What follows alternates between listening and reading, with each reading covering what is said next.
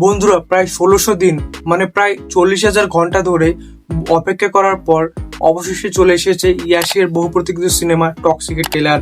আর এই ট্রেলার দেখে একদল পাবলিক তো শিহরিত, আর অন্য দল টেনশনে বাথরুমে দৌড়াচ্ছে।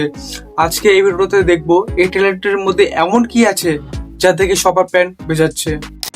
মানে ভাবুন একবার, কেজিএফ এর পর ডাইরেক্ট কেজিএফ চ্যাপ্টার 3 আসার সুবর্ণ সুযোগ থাকা সত্ত্বেও ইয়াশ ভাই ভাবলেন দূর সেফ গেম খেলে লাভ কি, চলো ক্যারিয়ারের 12টা বাজানোর মতো একটা রিস্ক নেওয়া যাক।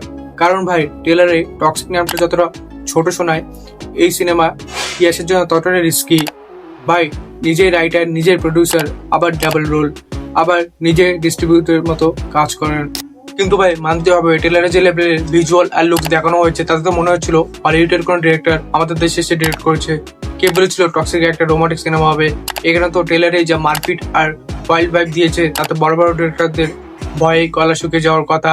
আর হ্যাঁ, আমাদের সাউথের মেকাররাও বারকারের অ্যাকশন তো দিলই, সাথে স্যান্ডি ভাঙ্গার মতো ডিরেক্টরেরাও হয়তো ট্রেলার থেকে মনে মনে ভাবছে আরে বাহ, এই আইডিয়াটা আমার মাথায় কেন হলো।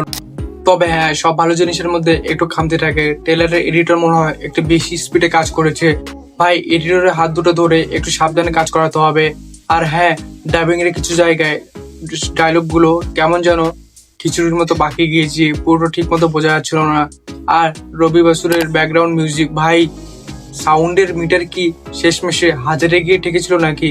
ভাই কান তো পুরো ফেটে যাওয়ার মতো। তবে দিন শেষে একটা কথা বলতে হয়, 2026-এর মার্কেটে এই লেভেলে একটা মাস রিপ্রেজেন্টেশন কোনো চিপ বা সস্তা অ্যাডাল্ট জোক ছাড়াই পাবলিকের মধ্যে হাইপ তোলা চাটিহীন কথা নয়।